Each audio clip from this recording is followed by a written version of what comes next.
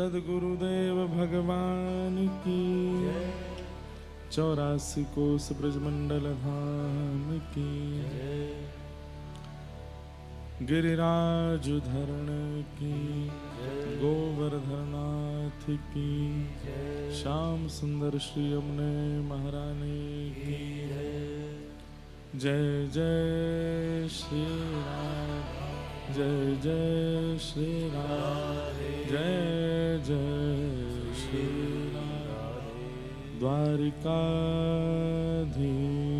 की जय।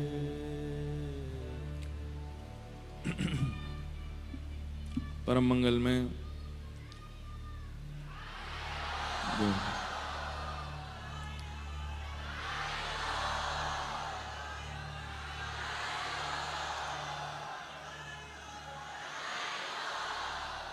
परम मंगल में परात्पर अखिलेश्वर अकारण करुणा वरुणालय भक्तवांछा कल्पतरु तड़िद्वत विनिंदित पीताम्बरधारी श्री बालकृष्ण लाल की शब्दमयी वाणीमयी वांगमयी प्रतिमूर्ति हम आप सबके मध्य में विराजमान श्रीमद् भागवत महापुराण को बारंबार प्रणाम। मंच पर विराजमान समस्त विप्रवृंद समस्त गंधर्वजन हमारे मध्य पूज्य भगवत धाम वाले पूज्य महाराज जी विराजे हैं। पूज्य महाराज जी के श्री चरणों में बारंबार प्रणाम।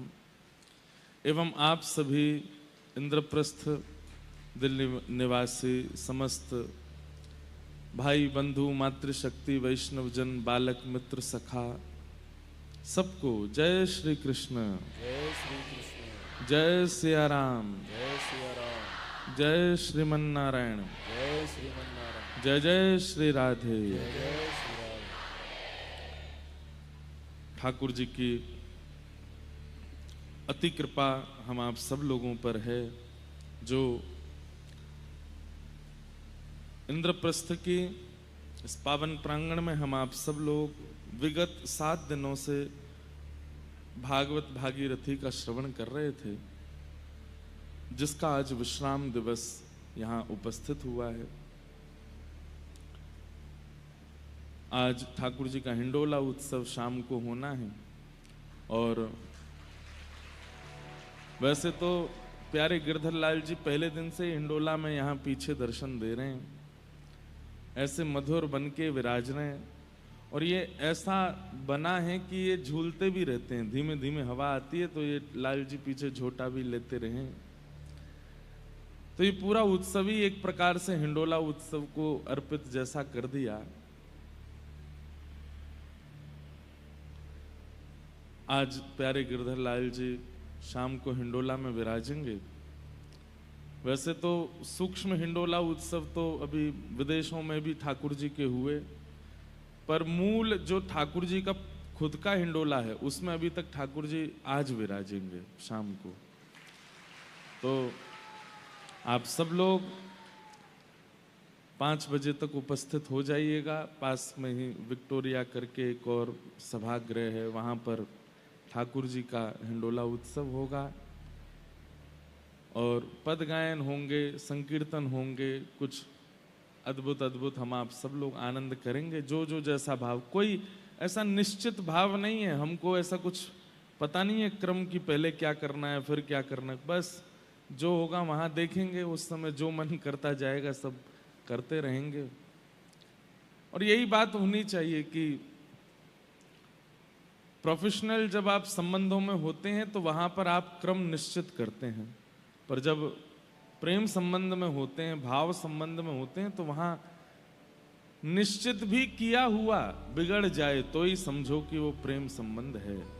निश्चित नहीं हो पाता, वहां क्रम बन नहीं पाता। तो आप सब लोग समय से पधारिएगा, खूब आनंद करेंगे और फिर वहीं से ही हम लाल जी को लेके प्रस्थान करेंगे आप सबको प्रणाम करके। और पुनः बहुत जल्दी दिल्ली में आना होगा, फिर से दिल्ली में कोई भाव, कोई रस भाव।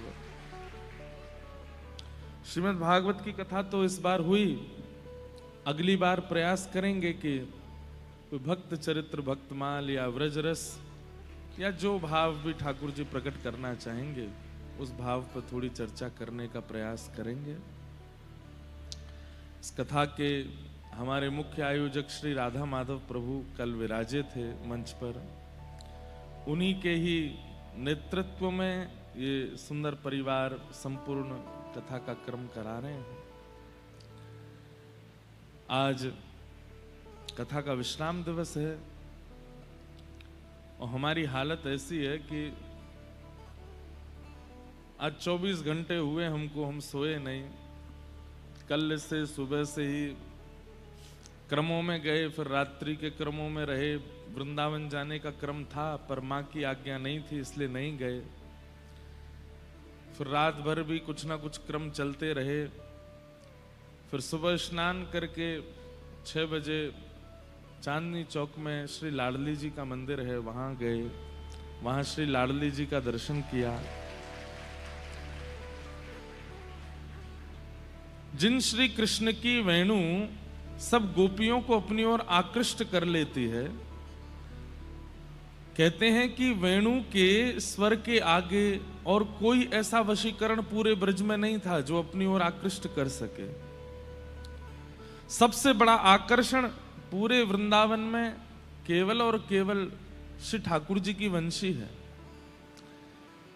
लेकिन सबको आकर्षित करने वाली ठाकुर जी की वंशी और ठाकुर जी को अपनी ओर आकर्षित करने वाली वंशी श्री किशोरी जी के पास है। जब किशोरी जी वंशी का नाद करती हैं तो ठाकुर जी भी आकृष्ट हो जाते हैं। ठाकुर जी की वंशी भी फिर कुछ स्वर प्रकट कर नहीं पाती। ऐसी प्रिया जी की वंशी वही श्री वंशी अली जी के रूप में आपके दिल्ली में प्रकट हुए। राधाष्टमी के दिन इतना उत्सव करते थे कि स्वर्ण की मुद्राएं उड़ाते थे, खूब धन धान। तो उनकी माता जी थोड़ी नाराज हो जाती थी। किशोरी जी ने कृपा करके उनको कहा कि हम तुम्हारे यहाँ हैं, तो वहीं से किशोरी जी विराजमान हुई।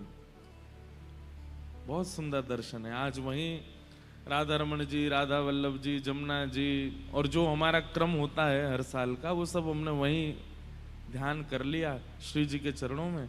इतना आनंद, खूब उत्तान कीर्तन चल रहा था सुबह सुबह वहां पर। खूब सारे वैष्णव पहुंच गए थे।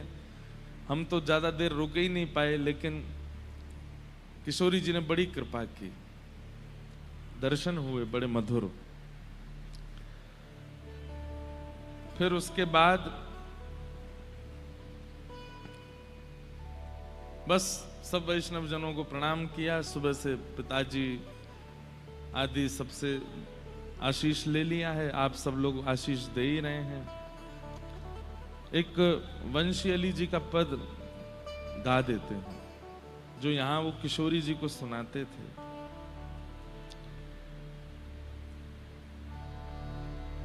आप सब भी जो नहीं गए हों कभी, जरूर प्रयास कीजिएगा। एक बार वहां जाकर के श्री लाडली जी का दर्शन जरूर कीजिएगा।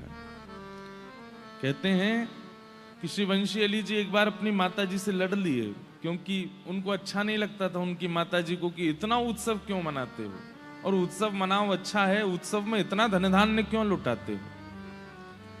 तो श्री वंशी अली जी कहते थे कि श्री किशोरी जी का सब कुछ है तो किशोरी जी के लिए ही व्यय होगा।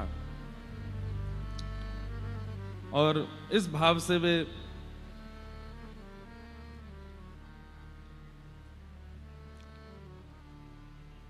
दिल्ली छोड़ करके बरसाने चले गए। और बरसाने में जाकर के जहां सब बरसाने के ब्रजवासी अपने घर का कूड़ा डालते थे, वहां बैठ गए। और कहते हैं 12 वर्ष तक श्री जी के दर्शन करने ऊपर नहीं गए। 12 वर्ष तक बरसाने में रहे और कूड़े के ढेर में ही बैठे रहते थे और वहीं से प्रतीक्षा करते थे। बोले श्री जी आप बुलाओगे तब आऊंगा मैं, नहीं तो नहीं आऊंगा। बंधुओं, हमारे प्राचीन आचार्यों के भाव सुनकर के कभी कभी हमें लगता है कि हमें तनिक भी कोई भाव है। नाटक करते हैं कोरा हम लोग। आप लोगों को ही नहीं सुना रहा हूं, मैं अपनी भी कह रहा हूं। हम लोगों को कुछ नहीं आता है। ऐसी ऐसी ऐसी स्थिति हमारी कभी बनी ठाकुर जी को प्राप्त करने की? कभी नहीं बनी। पहुंच गए बरसाने और बस प्रतीक्षा कर रहे हैं, हे लाडली जू, हे किशोरी जू, जब आप बुलाओगी तब आऊंगा दर्शन करवे। 12 साल तक नहीं गए। ब्रजवासी सब कहते, बाबा तुम कहीं और बैठ जाया करो, हे वंशी अली जी कहीं और विराज जाया करो, यहां कूड़े में काहे को बैठो। तो कहते, अरे मेरो कितना बड़ा सौभाग्य, दुनिया के बड़े बड़े वैष्णव तो ब्रज की रज लेवे के काजे दुनिया भर में घूमे, ब्रजमंडल में घूमे, मैं कितना सौभाग्यशाली, एक जगह ही बैठ जाऊं, यहीं ब्रजवासी अपनी रज भी दे जाएं, अपने मधुकरी भी दे जाएं, अपने कण भी सब यहीं दे जाएं, मुंह कहीं जानो ही ना पड़े।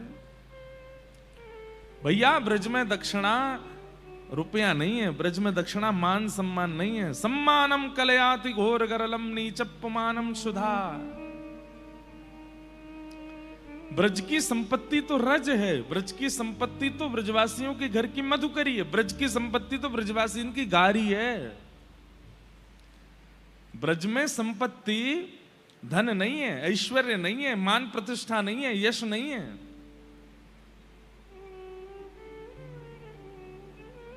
ये ब्रज की कण माथे से लग जाए, समझो संपत्तिवान है गए। ब्रजवासी इनके घर की मधुकरी मिल जाए, समझो ऐश्वर्यवान है गए। और कोई ब्रजवासी ने गारी दे दे तो समझो कीर्तिवान है गए, सब मिल गो। ऐसी वंशी अली जी की भावना। थोड़ा गंभीर पद है, आप सब लोग गाना मेरे साथ।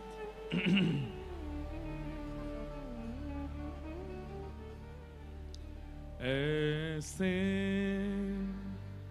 काल बिताओ निस दिन, ऐसे काल बिताओ निस। वंशी अली जी कह रहे हैं, मैं अपना समय कैसे व्यतीत करूं? सुंदर भाव। ऐसे काल बिताओ निस दिन, ऐसे काल बिताओ निस दिन, ऐसे काल बिताओ निस दिन, ऐसे। सब लोग गाइए। भोर सांझ लो, सांझ भोर लो, भोर सांझ लो। मतलब सुबह से शाम तक और शाम से फिर सुबह तक। इसका अर्थ है सुबह से रात तक और रात से फिर सुबह तक। भोर सांझ लो, सांझ भोर लो, भोर सांझ लो, सांझ भोर लो। क्या करूं? लाढ़ लड़ाऊं दोई जन, लाढ़ लड़ाऊं दोई। केवल प्रिया प्रियतम को लाड़ लड़ाऊं। सुबह भोर से लेके रात्रि तक, और फिर रात्रि से फिर सुबह तक, और फिर सुबह से फिर रात्रि तक, फिर रात्रि से सुबह तक, कुछ और ना करूं। लाड़ लड़ाऊं दो जन, प्रिया प्रियतम को लाड़ लड़ाऊं। लाड़ लड़ाऊं दो जन, लाड़ लड़ाऊं ऐसे काल बिताऊं निस दिन, ऐसे काल बिताऊं निस दिन, ऐसे काल बिताऊं निस दिन, ऐसे काल बिताऊं। छिन विक्षेप न होई छिन विक्षेप ना होए। देखिए, एक हमारी बात सुनिए, आप लोगों का एक होमवर्क है। अब आप लोग कथाएं सुनते रहते हैं तो इन पदों के अर्थ समझा कीजिए। आचार्य चरण क्या बोल रहे हैं, अपने आप इसका जितना हो सकता है हम बताते हैं, हम तो पूरा ही बता देते हैं, लेकिन फिर भी आप अपनी तरफ से पूर्ण प्रयास किया कीजिए कि शब्द क्या बोल रहे हैं। केवल समय बिताने के लिए कथा में आते हैं तो कोई बात नहीं है, लेकिन निश्चित भावना है चित्त में प्रिया प्रियतम के दर्शन की, तो इन आचार्य वाणियों को बहुत ध्यान से सुना कीजिए, दोहराया कीजिए, याद किया कीजिए और इनकी भावनाएं समझा कीजिए। क्या कहते हैं, छिन विक्षेप ना होई टहल में, छिन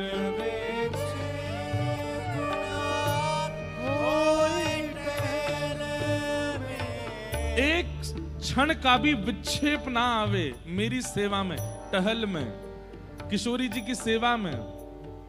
टहल क्यों कहते हैं, कभी उठ के जाते हैं रसोई से कुछ सामग्री लेकर के आते हैं, फिर कोई श्रृंगार करने लगते हैं, फिर कोई सजावट करने लगते हैं, फिर कुछ श्रृंगार धराने देते हैं, फिर कुछ वस्तु ले आते हैं, मतलब रुके ना, चलते रहें, टहलते रहें सेवा में, उसको कहते हैं छिन विक्षेप ना होई टहल में, छिन विक्षेप ना होई टहल में, कीजय यह अद्भुत पनहार, कीजय यह अद्भुत पन ऐसे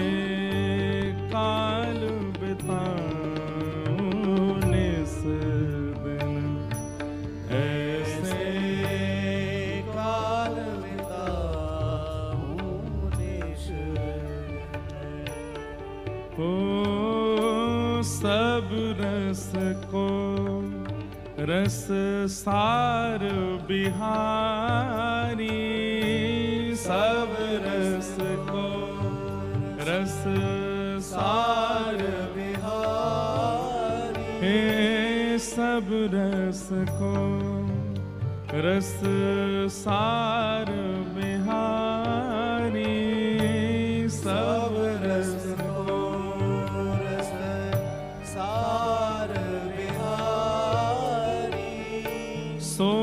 चिन्हो हम रसिक जन,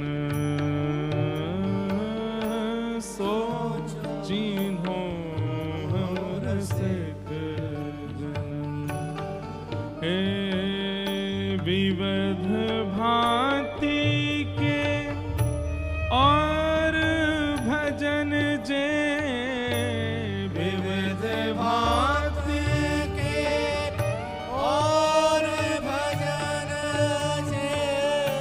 विविध भांति के और भजन जे, विविध भांति के और भजन जे, लोन बिना बहु व्यंजन, लोन बिना बहु ऐसे काल बिताने से, ऐसे काल बिताने। पंचैली जी कह रहे हैं सब रस को रस सार बिहारी, सो चिन्हो हम रसिक जन।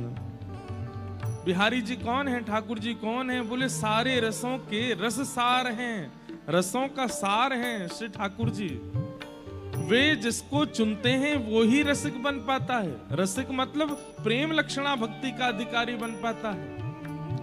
ज्ञान लक्षणा भक्ति होती है, वैराग्य लक्षणा भक्ति होती है, कामना लक्षणा भक्ति होती है और सबसे सुंदर प्रेम लक्षणा भक्ति होती है। और जो प्रेम लक्षणा भक्ति में प्रवेश कर जाते हैं वही रसिक कहलाते हैं। और रसिकों को ज्ञानी भक्त को, वैरागी भक्त को, आदि आदि भक्तों को उनको कोई और चुन लेता होगा, पर प्रेम लक्षणा भक्ति पर चलने वाला तो ठाकुर जी के द्वारा ही चुना जाता है। विविध भांति के और भजन जे लोन बिना ज्यों व्यंजन। बोले भैया प्रेम लक्षणा भक्ति नहीं है, और दुनिया भर के संसारी, दुनिया भर के निधान हमारे पास हैं, हम सब कुछ करते हैं पर प्रेम नहीं करते हैं ठाकुर जी से। तो जैसे सब्जी बनी हो और उसमें नमक ना डला हो, ऐसे बेरस जैसा लगता है ठाकुर जी को। आरती तो करते हैं, दंडवत तो करते हैं, प्रणाम तो करते हैं, कीर्तन तो करते हैं, पर चित्त में प्रेम नहीं है उनके लिए। इसलिए भैया प्रेमी बनो। श्री राधा पद कमल कृपा बिन, श्री राधा सब लोग गाओ। श्री राधा पद कमल कृपा बिन, श्री राधा पद कमल कृपा को पावे रस को कण, को पावे रस को कण, ऐसे काल बिताने सदिन, ऐसे काल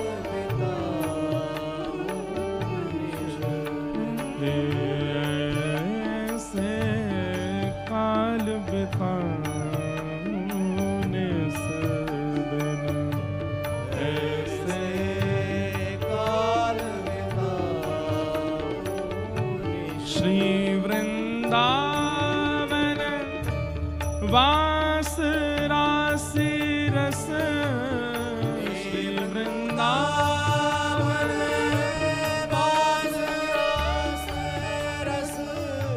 श्री वृंदावन वास रास रस,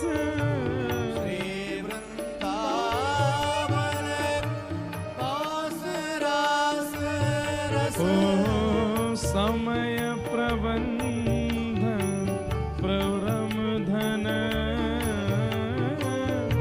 समय प्रबंध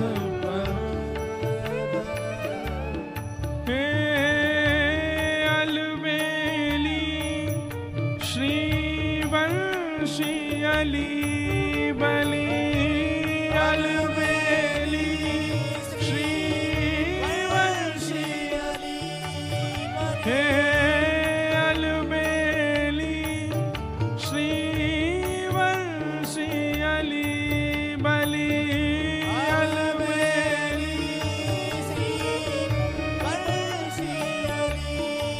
ओ यह मानो मेरे मन, यह मानो तो ऐसे काल बिताने सदिन, ऐसे काल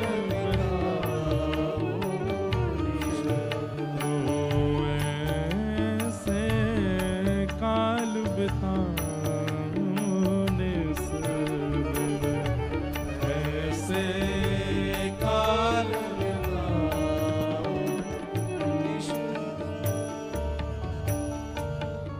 कितनी सुंदर भावना है। श्री राधा पद कमल कृपा बिन, को पावे रस को कण, को पावे रस। आप लोग गा रहे थे, गाइए। श्री राधा पद कमल कृपा बिन, श्री राधा पद कमल कृपा बिनु, को पावे रस को कण, को पावे रस को कण। वंशी अली जी कह रहे हैं कि किशोरी जी के कृपा के बिना ये हो ही नहीं सकता कि ब्रज की धूल में, ब्रज की रज में, ब्रज के कण कणों में रत्न का आभास होने लगे। समझ रहे हैं बात को? श्री वंशी अली जी जब दिल्ली से चले गए बरसाने, और जब वहां बरसाने में कूड़े के ढेर में ही बैठ जाते, तो जब ब्रजवासी जन अपने अपने घर की सफाई करके और पूरे सब कूड़े लेकर के वहां डालवे जाते, तो वंशी अली जी देख करके आनंदित हो जाते, नेत्रों में अश्रुपात होने लगता। आहा आहा, श्री जी ने कैसी कृपा करी, आज कितने माला माल कर रही है, देखो वाह घरते भी आयो है, या घरते भी आयो है। अब ब्रजवासियों को संकोच होता था, बोले बाबा तुम अपना स्थान बदल लो, नहीं तो हम कूड़ो कहीं और डालेंगे। तो वंशी अली जी रोने लगते, चरणों में पड़ जाते, बोले मैं आपसे प्रार्थना करूं, ऐसा मत करियो, आप मुझको बस यही आनंदित कर दो कि आप अपने घरन को जितनो कूड़ो है, जितनो रज है, साफ सफाई करके सब यहीं डाल के जाओ, मैं कहीं नहीं जाऊंगा, मुझको सब यहीं मिल जाएगा। भैया ये रज में इतनी निष्ठा किशोरी जी की कृपा बनी हो सकती, ब्रजवासी के घर के कूड़ेन में इतनी निष्ठा श्री लाडली जी की कृपा के बिना ना हो सके। 12 वर्ष तक वहीं रहे, और 12 वर्ष जैसे ही पूर्ण हुए, नित्य पुकारते हैं श्री जी को कि हे लाडली जी आप बुलाओगी तो आऊंगो, नहीं तो नहीं आऊंगो। 12 वर्ष बाद एक दिन भोर का समय है, और सुबह सुबह थोड़े थोड़े सूर्य उदय हुए, थोड़ा थोड़ा अंधेरा है, और तभी एक सुंदर मधुर स्वर ने कानों में आकर के कुछ कहा है, जिससे रोम रोम पुलकित हो गया। और क्या शब्द था? अरे वंशी तू मोते मिलवे ना आवेगी, मैं तेरी प्रतीक्षा कर रही हूं, तू मोते कब मिलेगी। ये स्वर सुनते ही सारा शरीर कंपायमान होने लगा, नेत्रों से अश्रुपात होने लगे, और जैसे ही ऊपर की ओर देखा तो अटारी पर श्री किशोरी जी खड़ी हैं और श्री वंशी अली जी को बुला रही हैं, आ जाओ।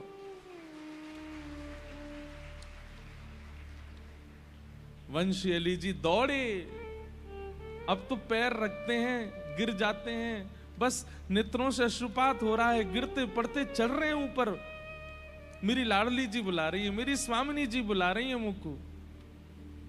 12 वर्ष बाद पहली बार चढ़े हैं ब्रह्माचल पर्वत पर आज। जैसे ही पहुंचे आवेश आ गया, श्री मंदिर में पहुंचते ही किशोरी जी के गर्भगृह की ओर इतने वेग से दौड़े कि बस भीतर प्रविष्ट करके किशोरी जी में ही विलीन हो जाएंगे।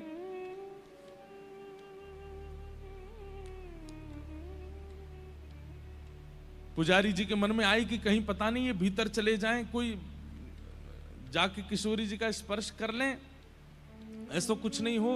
उन्होंने रोकने का प्रयास किया, जैसे ही रोक करके नीचे फर्श पर गिरा दिया उनको। अरे इतने वेग से किशोरी जी के गर्भगृह में नहीं जा सकते, अपरस की सेवा है।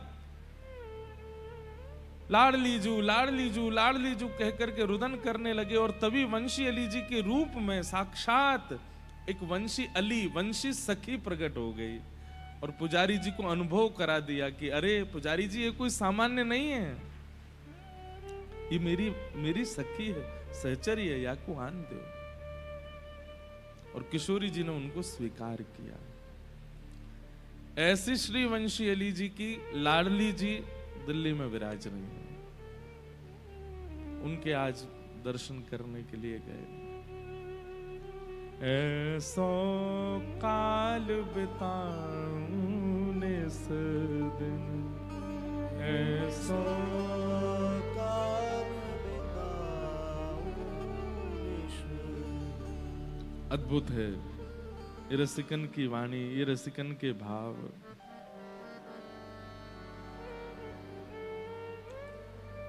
एक और इनका पद है, पड़ी रहूं वृषभान के द्वारे, जहां मेरी लाडली राधा, खेलत आवे सुख उपजावे, प्राणन की ये साधा, पड़ी रहो वृषभान के द्वारे, जहां मेरी लाडली राधा। कीरत कुल उजियारी प्यारी, हिय की चैन अगाधा। ठौर नहीं वंशी अलिहिए में, और लगे सब बाधा। पड़ी रहूं वृषभान के द्वारे, जहां मेरी लाडली राधा। ऐसे भाव प्रकट करते। तो वैसे तो हर साल का नियम होता, श्री राधा रमण जी के दर्शन करते, यमुना जी जाते, पर आज सब वृंदावन दिल्ली में ही प्रकट है गयो, और यहीं दर्शन भये हैं, यहीं दर्शन है गए हैं। इसके लिए शायद ये जन्मदिन पर कथा होने का अभिप्राय इसलिए हुआ होगा कि वंशी अली जी की लाडली जी ने ही हमको बुलाया दिल्ली, और पहले दिन से ही मन था कि दिल्ली में कथा होगी, एक दिन तो जाएंगे दर्शन करने।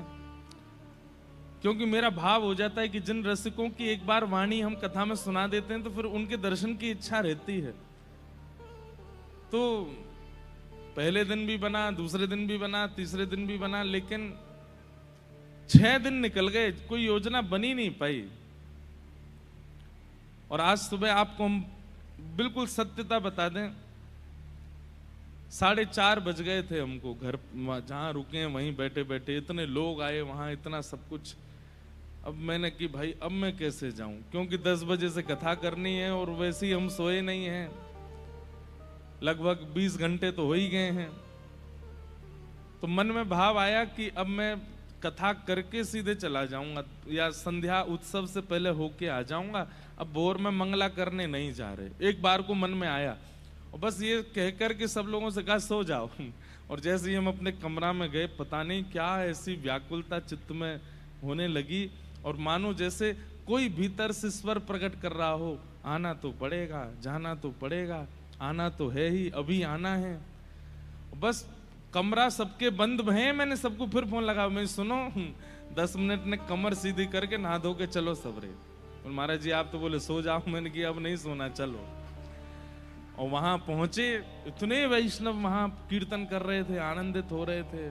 लाडली जी मानो जैसे, अब क्या कहें, ऐसा लग रहा था मानो प्रतीक्षा कर रही थी कि आएगो तो वाकू आशीष दूंगी। खूब आशीष दिया, खूब सुख दिया।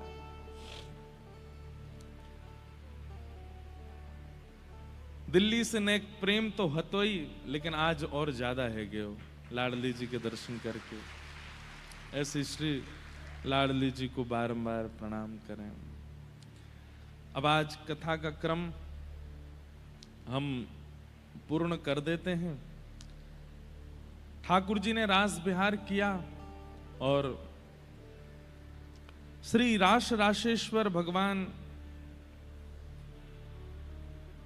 सब गोपियों के संग, और श्री गोपेश्वर महादेव, सब देवी देवता, सब गोपी बनकर के आए हैं। सबके संग ठाकुर जी ने रास किए हैं। 5 प्रकार के रास वृंदावन में हुए हैं। इस बार शरद पूर्णिमा पे 3 दिन का सत्र है गोवर्धन में, तो वहां इस बार 5 प्रकार के रासों का स्वरूप देखेंगे।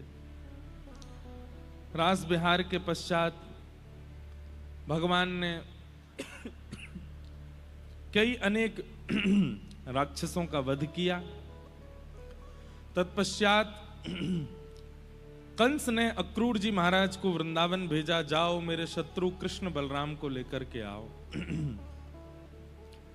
अक्रूर जी महाराज वृंदावन आए। वृंदावन आकर के कंस महाराज के द्वारा उपहार मिलना है, यह भाव नंद बाबा को बताया कि आपके बालकों को उपहार देने के लिए, आपके बालकों का सम्मान करने के लिए कंस ने इनको मथुरा बुलाया है। सब ब्रजवासी तो बिल्कुल मना करने लगे, हमारा लाला कहीं नहीं जाएगा, कोई सम्मान की आवश्यकता नहीं है। लेकिन ठाकुर जी ही मन पर पत्थर रख के बोलने लगे, सबके बालक जामे, सबके बालकन को सम्मान होवे, सबके बालकन की ख्याति होवे, पर मोये ना जान दोगे कहीं। तो सब ब्रजवासियों के हृदय को बड़ी पीड़ा होने लगी कि लाल जी का मन है तो फिर हम क्यों रोकें। ठाकुर जी बोले मैं परसों आ जाऊंगा, और परसों की बात कहकर के ठाकुर जी वृंदावन से निकल गए। बरसों बीत गए, ठाकुर जी नहीं आए। वास्तव में बंधुओं, ये भाव कहने में भी हमको बहुत संकोच होता है, पर वास्तविकता ये है कि वे परब्रह्म हैं। वे चाहें जितने रूप धारण कर सकते हैं, और वृंदावन रस ये बात सिद्ध करता है कि ठाकुर जी ने वृंदावन की सीमा पे पहुंचते ही 2 रूप धारण कर लिए। और कैसे 2 रूप? जिसमें ठाकुर जी का भगवत तत्व विराजमान है, जिसमें 6 प्रकार के भग विराजमान हैं, जो ऐश्वर्यवान हैं, जो शक्तिमान हैं, जो सर्वगुण संपन्न हैं, ऐसे ठाकुर जी तो मथुरा को चले गए और प्रेमी श्री कृष्ण वापस वृंदावन में ही विचरण करने लगे। वृंदावन के कण कण में, वृंदावन के वृक्ष में, वृंदावन की नदी में, वृंदावन के धरातल पे वो समाविष्ट हो गए। संपूर्ण वृंदावन श्री कृष्ण ही हो गए। कौन से कृष्ण? जो प्रेमी कृष्ण है, और जो ऐश्वर्यवान कृष्ण है, जो संपत्तिवान कृष्ण है, जो पौरुषवान कृष्ण हैं, जिनके शंख चक्र गदा पद्म आदि हैं, जो प्रभाव से युक्त हैं, वो मथुरा की यात्रा पर जा रहे हैं। पर इस भेद को कोई समझ नहीं पाया। हमारे ब्रज में कहते हैं, विपिन राज सीमा से बाहर, हरिहु को नाहि निहार, रेमन वृंदा विपिन बिहार। यद्यपि मिले कोटि चिंतामणि, तदपि न हाथ पसार। ठाकुर जी कभी ब्रज के पड़ाव से बाहर नहीं जाते, वो सदा ब्रज में रहते हैं, सदा वृंदावन में रहते हैं। इसलिए ऐश्वर्यवान श्री कृष्ण, प्रभावशाली श्री कृष्ण, उनकी कथा सब जगह हो जाती है, पर वृंदावन में तो वो ऐश्वर्य अपना प्रकट कर ही नहीं पाते, वो प्रेम में ही रहते हैं। इतने राक्षस आए वृंदावन, लेकिन ठाकुर जी ने सुदर्शन को नहीं बुलाया। इतने राक्षस आए वृंदावन में, ठाकुर जी ने गदा नहीं उठाई। इतने राक्षस आए वृंदावन में, पर ठाकुर जी विराट नहीं हुए। ठाकुर जी अपने अपने बाल स्वरूप में ही रहते हैं, हंसते खिलखिलाते। वंशी सब जगह संग रही है। क्यों? क्योंकि वहां ठाकुर जी प्रभाव प्रकट नहीं करना चाहते, वहां प्रेमी श्री कृष्ण। जिनकी भ्रगुटी टेढ़ी करने से ब्रह्मांड में भूचाल आ जाता है, जिनकी बोली सुनकर के संपूर्ण ब्रह्मांड नतमस्तक हो जाता है, वही श्री कृष्ण वृंदावन में तेरो मुख नीको की मेरो श्यामा प्यारी, तेरो मुख नीको की दर्पण हाथ लिए नंद नंदन, दर्पण हाथ लिए नंद नंदन, सांची कहो वृषभानु दुलारी, सांची कहो वृषभानु। जय हो। हनुमान जी आए भैया, खूब खूब आनंद।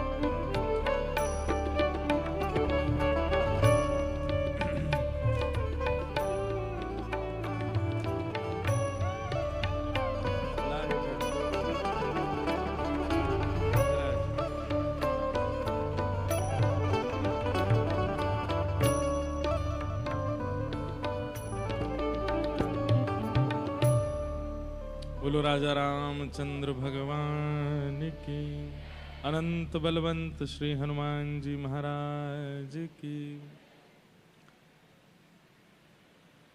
भक्ताग्रगण्य श्री हनुमान जी महाराज के सुंदर भावों से पूरे विश्व को पवित्र कर रहे अपनी वाणी के द्वारा ऐसे हमारे श्री रसराज जी महाराज पधारे हैं। बहुत बहुत अभिनंदन, बहुत बहुत स्वागत, बहुत बहुत वंदन।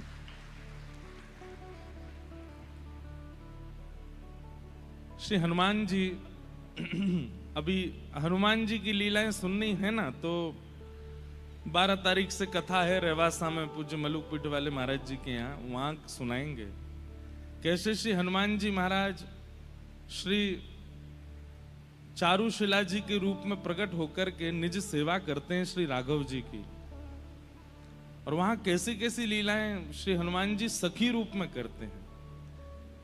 तो हम तो वृंदावन वाले हैं, हम तो हनुमान जी को भी सखी बना दें, शंकर जी को भी सखी बना दें, ब्रह्मा को भी सखी बना दें। क्यों? वृंदावन में एक ही पुरुष हैं केवल श्री कृष्ण, बाकी सब सखी हैं, सहचरी हैं। और एक बात आपको निश्चित बता दें, निज भक्ति भाव में जब तक आप सहचरी भाव नहीं लाओगे आपकी सेवा में त्रुटि बनती ही रहेगी। आप किसी के घर जाइए, जिस घर में केवल पुरुष ही पुरुष हों, कोई माताएं बहनें ना हों, वहां भोजन करने जाओ। हो भी सकता है कि अगर पेट भर के भोजन कर आए तो आपको रोग भी लग सकता है या तो मिर्च ज्यादा पड़ गई होगी, नींबू ज्यादा हो गया होगा, या घी भी उल्टा सीधा पड़ गया होगा, दाल कच्ची रह गई होगी, रोटी में कुछ ना कुछ गड़बड़ पड़ गया होगा। लेकिन जिन घरों में माताएं हैं, बहनें हैं, वहां कभी प्रसाद पाने जाओगे तो ये बात निश्चित है स्वस्थ ही रहने वाले हो, किसी प्रकार की कोई दिक्कत होगी नहीं। क्यों? क्योंकि आतिथ्य सेवा इसका गुण माताओं में ही है, भाइयों में नहीं है। इसलिए हमारी वृंदावन की रसरीति में सेवा प्रणाली को स्वीकार करने के लिए सहचरी भाव आना आवश्यक है। या तो यशोदा मैया के भाव से करो, या फिर गोपीन के भाव से करो, मंजरीन के भाव से करो, सहचरीन के भाव से करो। हमारे रामानुज संप्रदाय में भी जो आलविंदार स्तोत्र है एवं हमारे जो आलवार हैं, उन आलवारों में कई आलवार सहचरी भाव से श्रीमन नारायण जी की सेवा करते हैं। कहीं भी किसी भी जगह पर सहचरी भाव गया ही नहीं है। सहचरी भाव एक अंतिम स्थिति है। जो व्यक्ति ये पहचान जाता है कि सहचरी भाव कोई स्त्री भाव नहीं है, ये निज सेवा का बड़ा गूढ़ भाव है, उसमें प्रवेश होके ही सेवा करता है, तभी सेवा पूर्ण होती है। आप पुरुष बन करके ठाकुर जी की सेवा करोगे ना, तो आपसे गलती होगी होगी। आप ठाकुर जी के हाथ भी दबाए दोगे, आप ठाकुर जी को मुख भी टेढ़ो कर दोगे, वस्त्र भी कुछ ना कुछ उल्टे, लेकिन आप जैसे ही भाव रखोगे कि हम एक सहचरी हैं, ठाकुर जी की एक सखी हैं, ये निजी भाव है। सबके सामने प्रकट नहीं करना, कहीं माता पिता को बता दें कि हम सहचरी हैं। माता पिता कहेंगे तेरो कथा में जानो बंद करा में हम। महाराज जी जैसे तैसे पुरुष भयो हमारो लाला, तुम भाई सहचरी बना रहे हो। तो संसार नहीं समझेगा इस भाव को, और ये ना किसी को बताना है। पर अपनी निज सेवा में जब आप होते हैं अपने ठाकुर जी के साथ एकांत में, उस समय नेत्र बंद करके बस मन से भाव प्रकट कर लीजिए कि हम भी कोई एक व्रज की गोपी हैं, और उस गोपी के भाव से ठाकुर जी की सेवा करो। त्रुटि नहीं होगी, फिर सेवा में उचित ही होगी सेवा। तो हनुमान जी महाराज भी सहचरी भाव से श्री ठाकुर जी की सेवा करते हैं।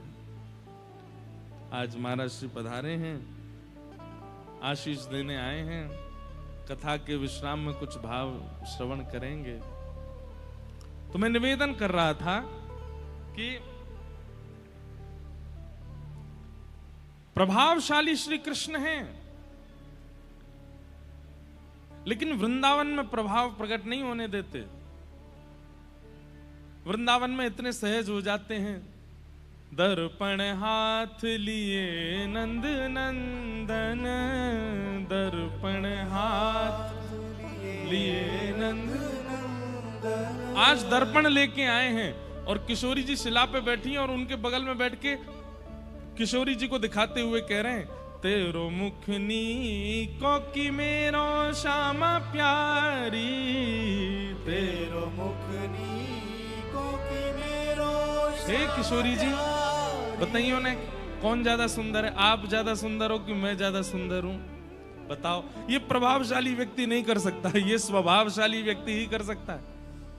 किशोरी जी कह रही अच्छा हमसे कहो तुम ही क्यों ना देखो, हमसे कहो तुम ही क्यों ना देखो, क्या हम गोरी तुम श्याम बिहारी, हम गोरी तुम श्याम बिहारी।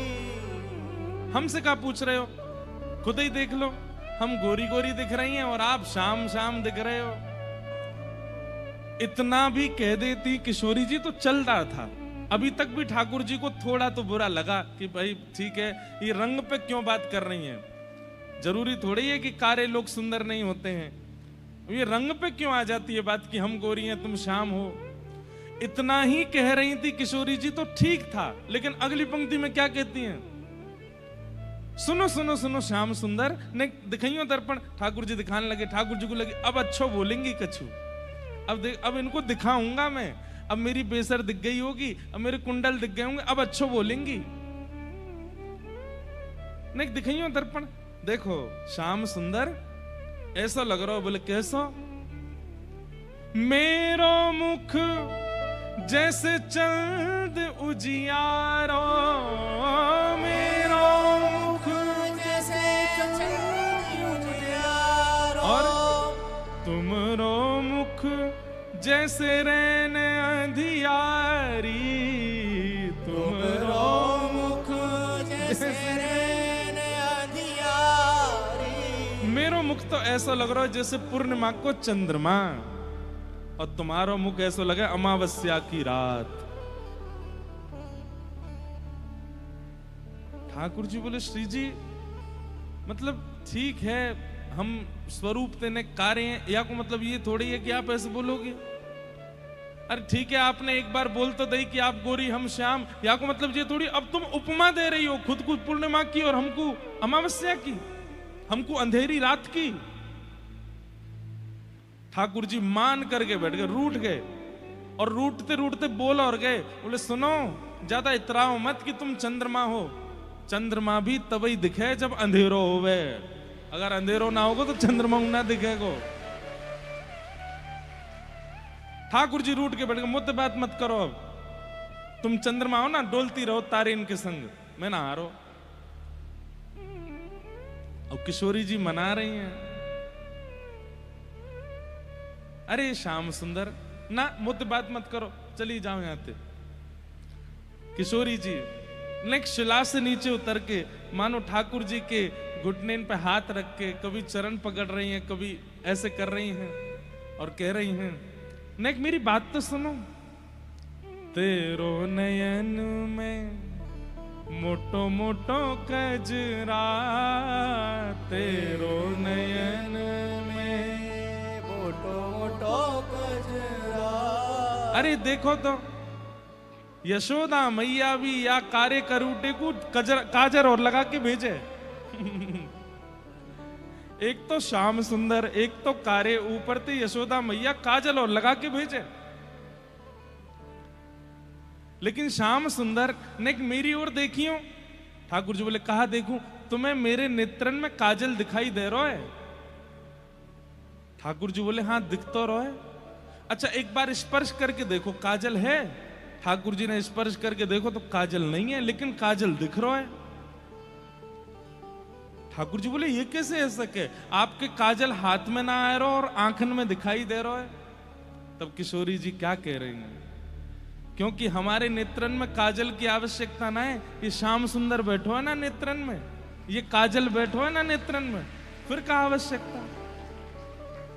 हमरे नयन में तुम बनवारी, हमरे नयन में तुम बनवारी।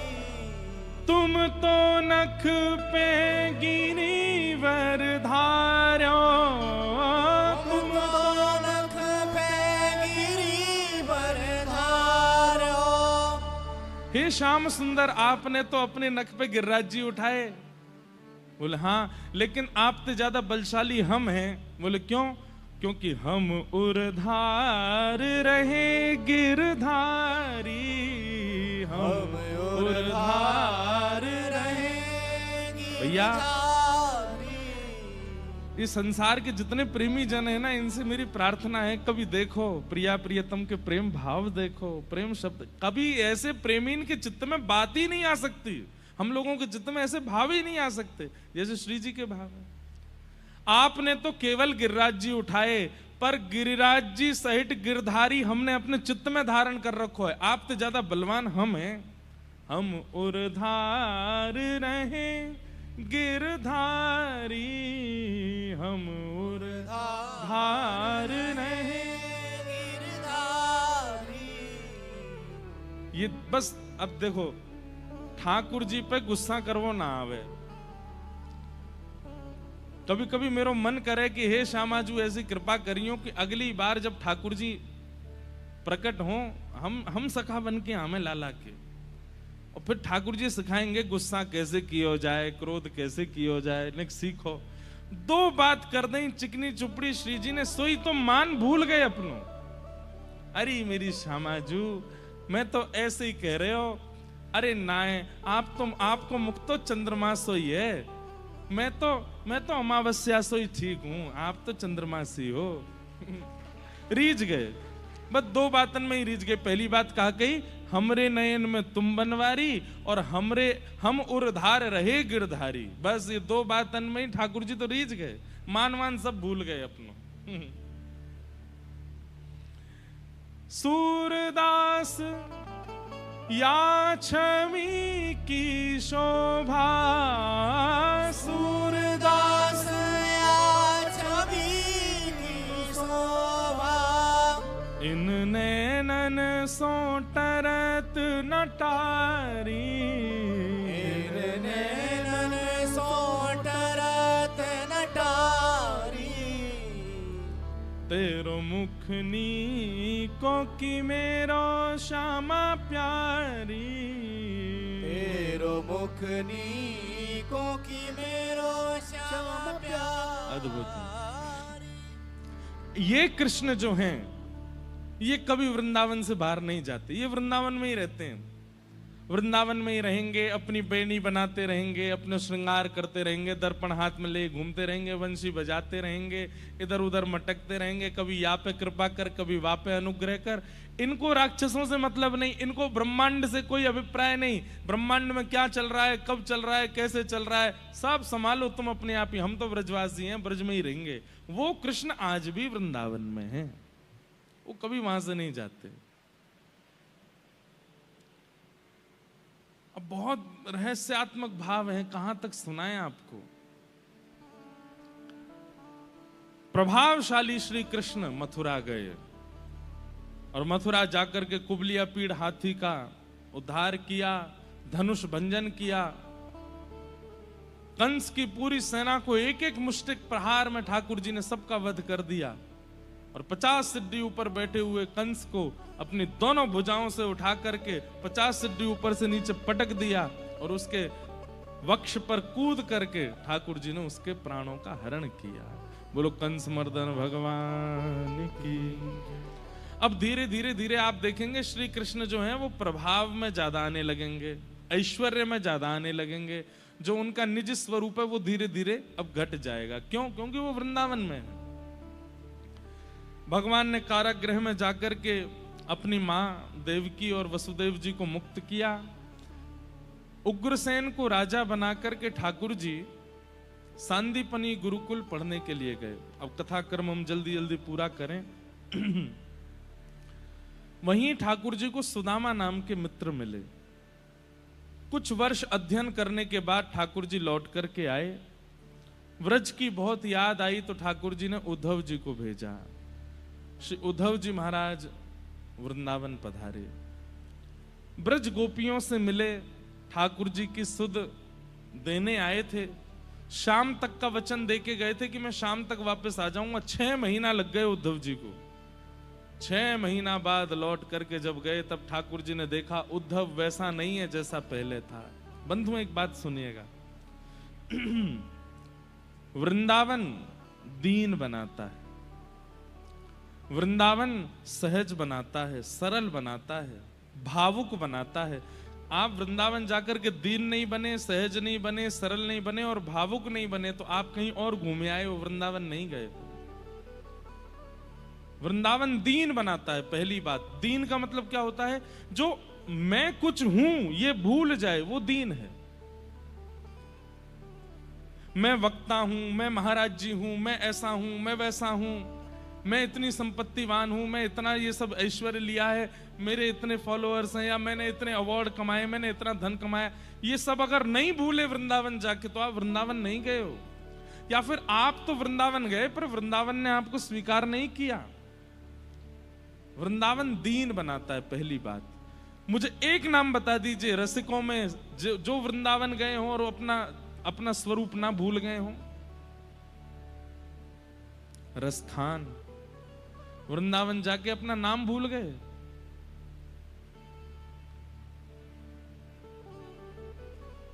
रूप गोस्वामी, सनातन गोस्वामी ये सामान्य परिवार से नहीं थे, बंगाल के सबसे उच्चतम धनवान परिवार से थे रूप सनातन गोस्वामी। वृंदावन जाके एक कॉपिन पहन करके डोलते थे।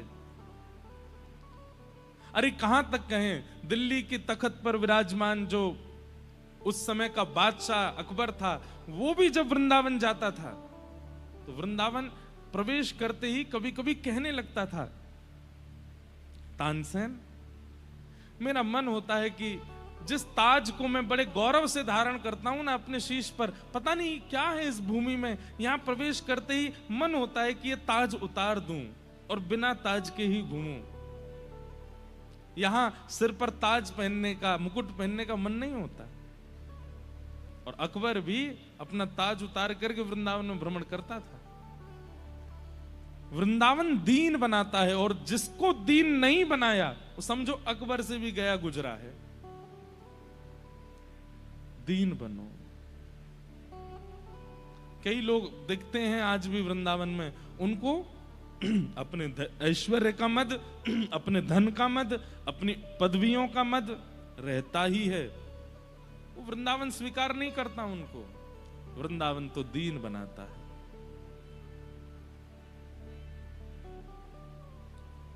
वृंदावन जाने वाले की स्थिति क्या होती है?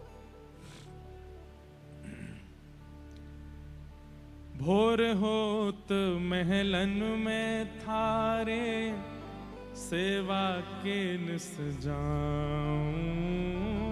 भोर होत महलन में थारे, सेवा आज के निस जाऊं। मुझे लगा कथा पूरी होगी ना, यहीं से ही सीधे चल देंगे हिंडोला में। ऐसा नहीं करेंगे आप, हम तो कुछ पायो भी नहीं है, कल से पाएंगे, आप लोग भी जई हो। लेकिन अब भाव आ जाते हैं तो गाने तो पड़ेंगे, बताने तो पड़ेंगे। भोर होत महलन में थारे, सेवा के निस जाऊं। भोर होत महलन में थारे, सेवा के निस जाऊं। भोर होत महलन में थारे, सेवा के निस जाऊं। भोर होत महलन में थारे, सेवा के निस जाऊं। भोर होत महलन में थारे, सेवा के निस जाऊं। भोर होत महलन में थारे, सेवा के निस जाऊं। ओ मंगला के नित दर्शन पाऊं, जीवन सफल बनाऊं। मंगला के निस दर्शन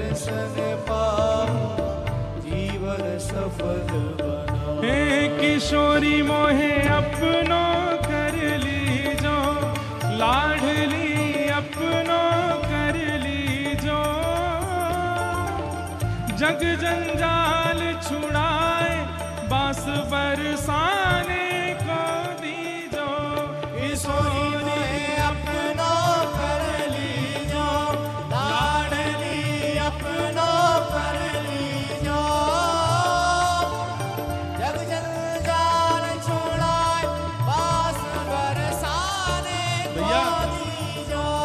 वृंदावन के अलावा और कहीं जायो जाए तो यूं मांगो जाए कि हमारो दिल्ली में घर बन जाए, इतनी संपत्ति है जाए, हमारी जॉब लग जाए, इतना पैसा मिल जाए। लेकिन वृंदावन में तो यही मांगो जाए, जग जंजाल छुड़ाए बास बरसाने को दीजो। किशोरी मोहे अपनो कर लीजो, किशोरी मोहे अपनो कर लीजो। जग जंजाल छुड़ाए बास बरसाने को दीजो। ओ पड़ी रहूं मैं द्वार तिहारे, रसिकन दर्शन पाऊं। पड़ी रहूं मैं द्वार तिहारे, रसिकन दर्शन पाऊं। सब लोग गाओ। पड़ी रहूं मैं द्वार तिहारे, रसिकन दर्शन पाऊं। पड़ी रहूं मैं द्वार तिहारे, रसिकन दर्शन और भगतन की रज धूल मिले तो अपने शीश चढ़ाऊं।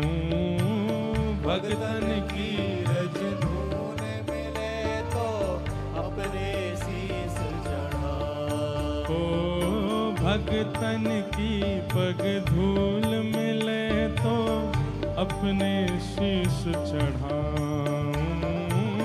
भगतन की पग धूल मिले तो गाइए भाव अपने से। शीस चढ़ाओ। हे किशोरी मोहे द्वारे रख लीजो, लाडली द्वारे रख लीजो।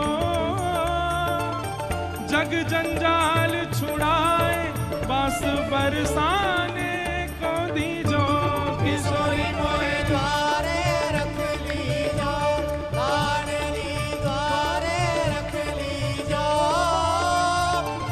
जग जंजाल छुड़ाए बास बरसाने को दीजो। हे किशोरी मोहे अपनो कर लीजो, लाडली अपनो कर लीजो।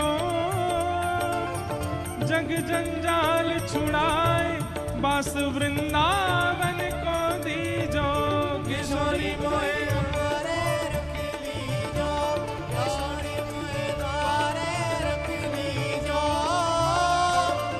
जग जंजाल छुड़ाए बास बोलो विश्वभानु दुलारी की।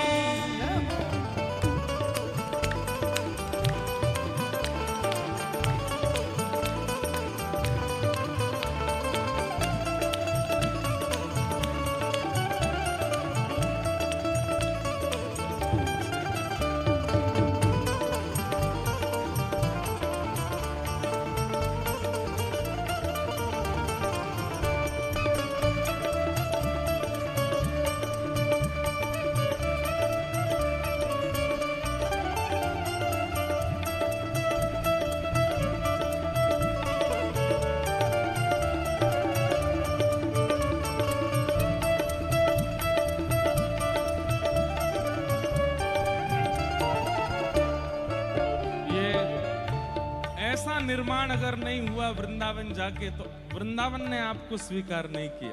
क्या भूख लगे तो ब्रजवासन के टूक मांग के खाऊं।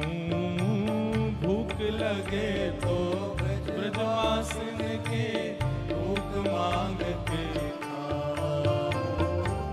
कबहु प्रसादी श्री महलन की कृपा होए तो पाऊं। कबहु प्रसादी श्री महलन की कह रहे हैं कृपा होगी तो मंदिर को प्रसाद पाऊंगो, नहीं तो ब्रजवासी इनके घर से ही मांग मांग के पालूंगो। ओ कबहु प्रसादी श्री महलन की, कृपा होए तो पाऊं।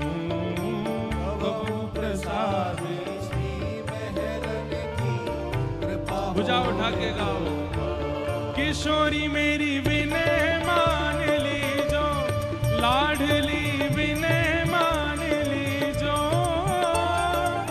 जग जंजाल छुड़ाए, बास बरसाने को दीजो। किशोरी मेरी विनय मान लीजो, लाडली विनय मान लीजो। जग जंजाल छुड़ाए, बास बरसाने को दीजो। हे किशोरी मोहे अपनो कर लीजो, लाडली अपनो कर लीजो। जग जंजाल छुड़ाए, वास वृंदावन को दीजो। किशोरी मोहे अपनो कर लीजो, लाडली अपनो कर लीजो। जग जंजाल छुड़ाए, वास वृंदावन को दीजो। और सबसे सुंदर वृंदावन का निर्माण, वृंदावन कैसा निर्माण करता है, ये अंतिम पंक्ति सुनो। राधे राधे रटू निरंतर, तेरे ही गुण गाऊं। राधे राधे रटू निरंतर, तेरे ही गुण गाऊं। राधे राधे रटू निरंतर, तेरे ही गुण गाऊं। राधे राधे रटू निरंतर, तेरे ही गुण और गाऊं। तेरे ही गुण गाए गाए मैं, तेरो ही बजाऊं। तेरे ही गुण गाए गाए मैं, तेरो ही बजाऊं।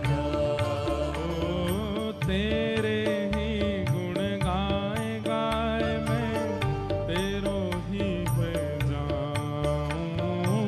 तेरे ही गुण गाए गाए मैं, तेरो ही बजाऊं। हे किशोरी मोहे सेवा में लीजो, लाडली सेवा में लीजो। जग जंजाल छुड़ाए, वास बरसाने को दीजो। किशोरी मोहे सेवा में लीजो, लाडली सेवा में लीजो।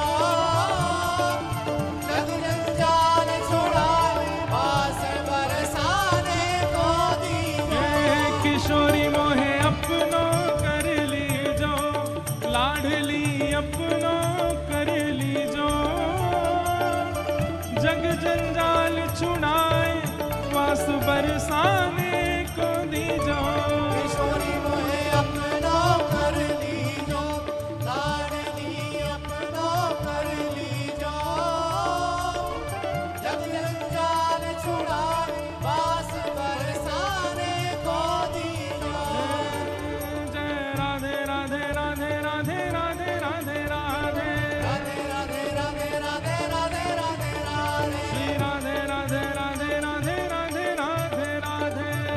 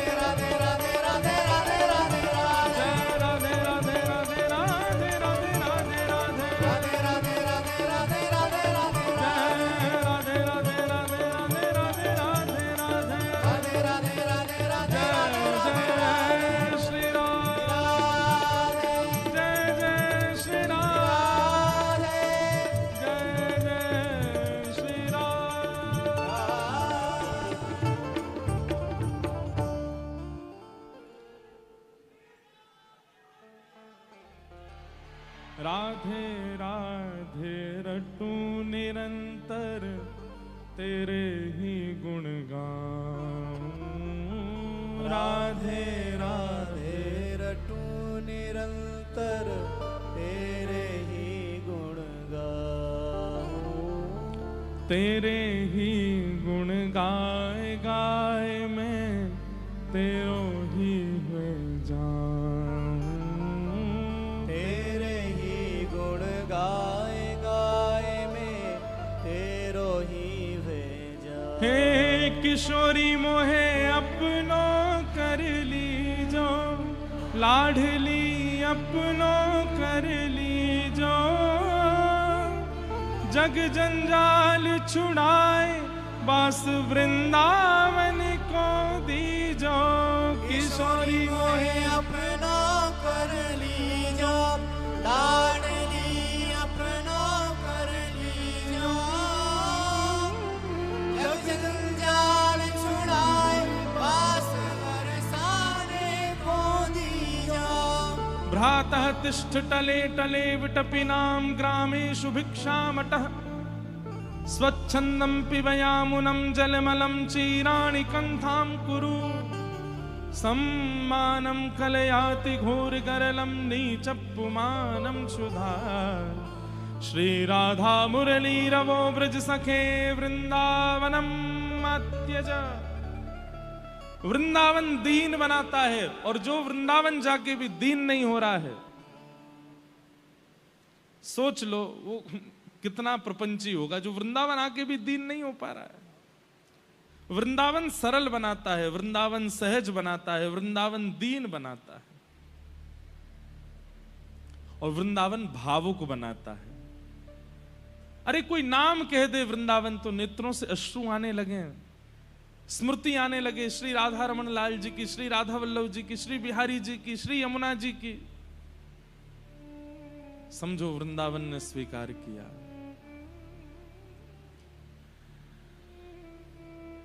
उद्धव जी महाराज कौन है? वृष्णीनाम प्रवरो मंत्री कृष्णस्य दैतः सखा शिष्यो बृहस्पतेर साक्षात उद्धवो बुद्धि सत्तम। बृहस्पति गुरुदेव की इतनी कृपा और किसी पर नहीं है जितनी उद्धव जी महाराज पर है। विद्वान, मैंने पता नहीं एक दिन कहा था यहां पर या कहीं और कहा था शायद, ठाकुर जी जब अपनी स्वधर्मा सभा में बैठते हैं ना द्वारिका में, तो ठाकुर जी प्रवचन करते हैं और जितने मंत्री होते हैं, जितने सैनिक, सब लिखते हैं ठाकुर जी की बात, ठाकुर जी क्या कह रहे हैं। ठाकुर जी का प्रवचन सुनने के लिए ब्रह्मा जी आते हैं, रुद्र आते हैं, नारद आते हैं, सब आकर के बैठ करके बिल्कुल शांति से ठाकुर जी का वचन सुनते हैं, आज ठाकुर जी क्या कह रहे हैं। लेकिन वे ठाकुर जी भी जब अपने सिंहासन से उठ करके जाते हैं ना, तो उद्धव को बुलाते हैं, इधर आओ, सब ठीक कहा ना मैंने, कुछ गड़बड़ी तो नहीं? तो उद्धव कहता है यहां ये बात गलत थी, यहाँ ऐसे बोल दिया था, इसको ठीक कर लेना। ठाकुर जी कहते अच्छा हाँ अगली बार ध्यान रखूंगा। वो है उद्धव। भगवान श्रीमद् भागवत के तृतीय स्कंद में कहते हैं कि उद्धव कोई और नहीं है, मैं ही हूं।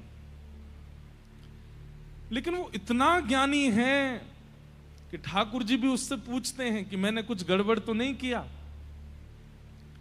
उस उद्धव को ठाकुर जी जब वृंदावन भेजते हैं तो उद्धव जी महाराज कहते हैं ऐसी लच्छेदार वाणी में ज्ञान दे करके आऊंगा ब्रजवासियों को, ये आपको भूल जाएंगे, आपकी याद में रोना बंद कर देंगे, शाम तक आ जाऊंगा वापस लौट के। ठाकुर जी बोले आ जाना शाम तक, जाओ। 6 महीना बाद लौट के आए, 6 महीने।